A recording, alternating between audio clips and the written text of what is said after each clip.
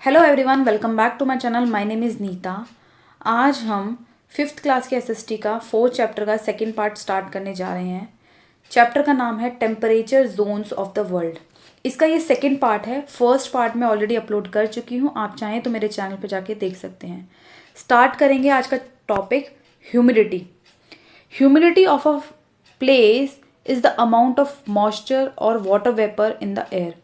जो ह्यूमिडिटी है वो एयर में amount of moisture and water vapour लेकर होती है। जब हवा में बहुत ज़्यादा मॉइस्चर होता है और वाटर वेपर होता है उसे ह्यूमिडिटी बोलते हैं। ठीक है, it depends on the distance from the sea. और ये डिपेंड करता है कि सी का जो डिस्टेंस है उस प्लेस से कितना है। The closer the place the higher is the humidity because of large amount of evaporation taking place from the sea। अगर कोई प्लेस सपोज सी के पास है, ठीक है, सी के पास है तो वहाँ पर ह्यूमिडिटी फैक्टर ज़्यादा होगा क्योंकि वहाँ पर इवेपोरेशन ज़्यादा होगा, वाष्पीकरण ज़्यादा होगा। ठीक है, तो क्या होता है, अगर सपोज जैसे यहाँ पर हम पढ़ेंगे, जैसे यहाँ मुंबई है, ठीक है, कोलकाता है, यहाँ पर गोवा है, तो यहाँ पर जो ये सी के पास जितने भी प्लेसेस हैं ना, यहाँ पर ह्यूमिडिटी ज़्यादा होगी क्योंकि ये सी के पास है, वहाँ पर इवेपोरेशन ज़्यादा होता है, इसलिए ह्यूमिडिटी फैक्टर ज़्यादा बढ़ जाता है।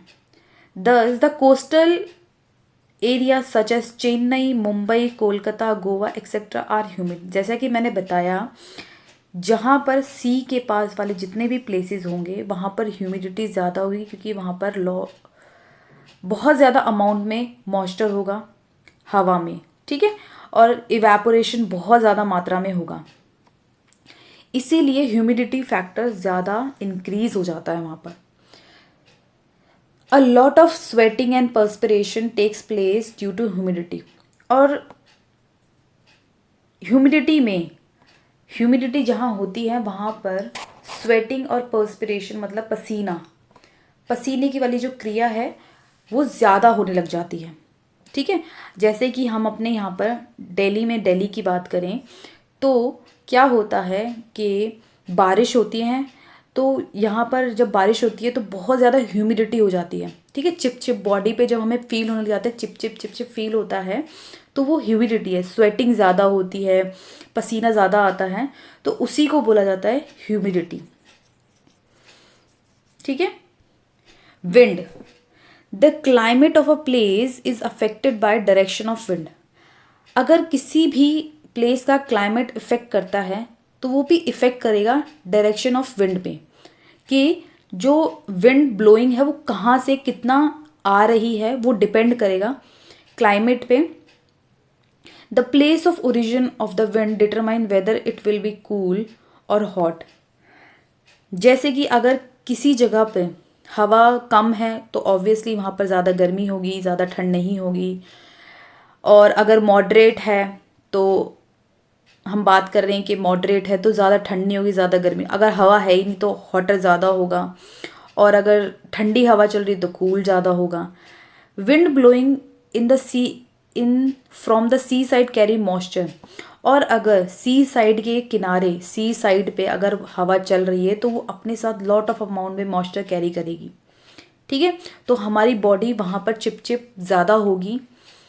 And are cool in comparison to the wind blowing in from the desert. और अगर कंपैरिजन किया जाए सी साइड एरिया को और डेजर्ट एरिया को, तो जो डेजर्ट पे चलने वाली जो हवा है वो ज़्यादा कूल रहेगी as compare to sea side पे, क्योंकि सी साइड की जो हवा होती है वहाँ पर मॉइस्चर ज़्यादा कैरी करती है वो, तो स्वेटिंग पर्सपिरेशन ये ज़्यादा होता है वहाँ पर। ठीक है, और जो डेजर्ट में जो हवा चलती है वो मॉइस्चर नहीं होती क्योंकि वहाँ बारिश ही नहीं होती है, तो हवा जो चलती है वो बिल्कुल ठंडी चलती है, क्योंकि हम कहते हैं ना रात के समय में जो रेत है वो बहुत ठंडी हो जाती है। ठीक, तो ये है कारण डेजर्ट में कूल हवा चलने का। और एक कारण ये कि वहाँ पर बहुत लिटिल अमाउंट में जो है बारिश होती है, रेनफॉल होती है। ठीक है, नेक्स्ट टॉपिक है हमारा टेम्परेचर एंड रेनफॉल।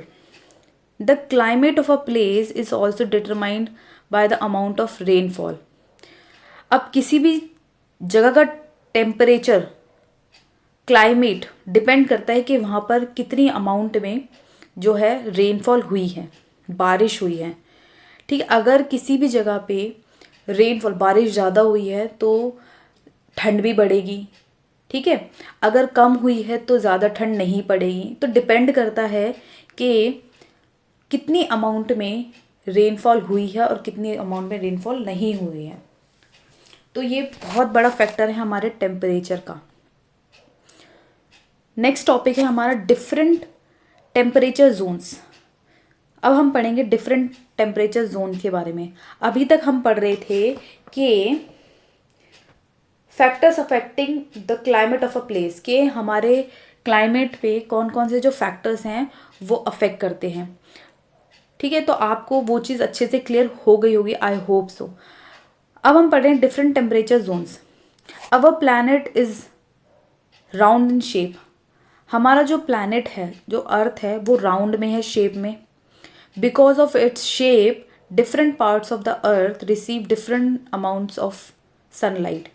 इसकी शेप की वजह से, जो अर्थ है, इसकी शेप की वजह से सन की जो सनलाइट है वो डिफरेंट अमाउंट में पड़ती है।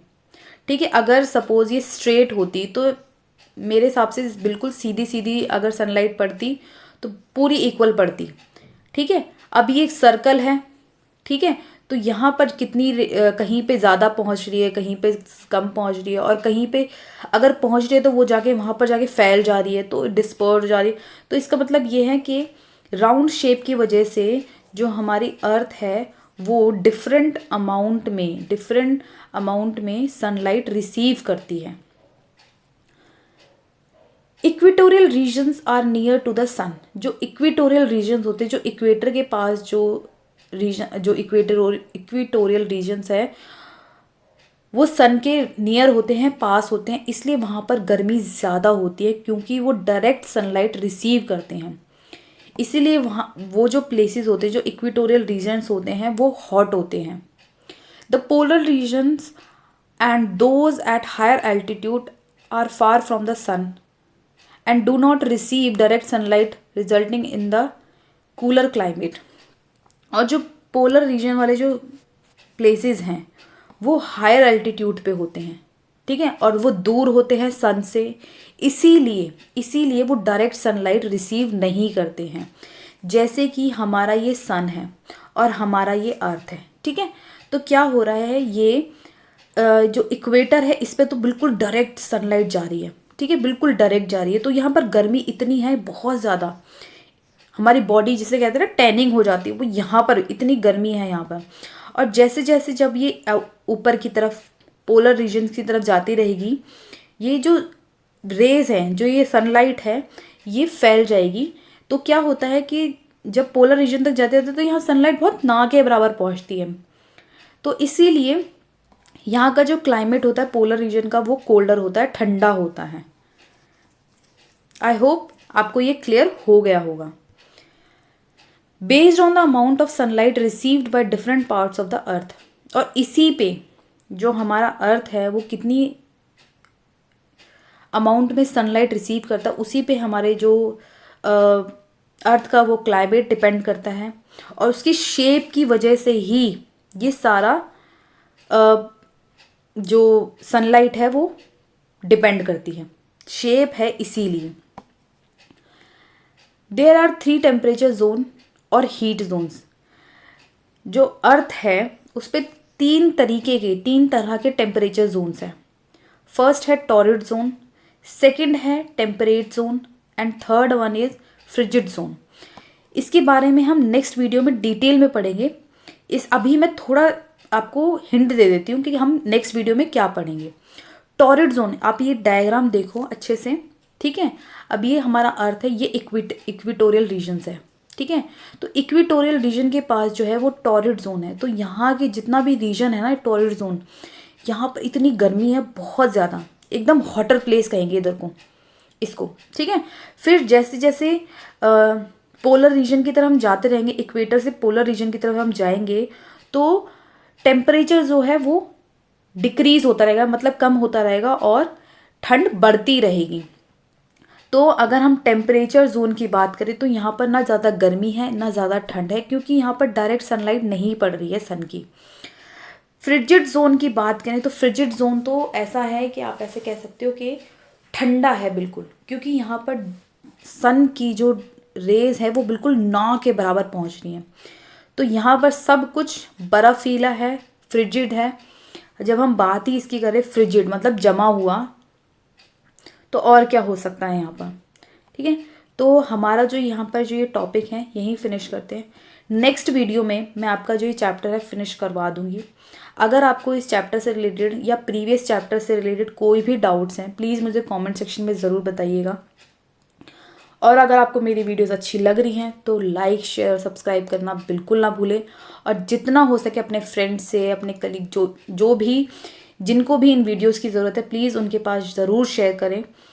और आप मुझे फेसबुक, इंस्टाग्राम और टेलीग्राम पे भी ज्वाइन कर सकते हैं, उनके मैं लिंक डिस्क्रिप्शन बॉक्स में डाल दूंगी, तो आप मुझे वहाँ से ज्वाइन कर सकते हैं। Till then, thank you so much, bye bye.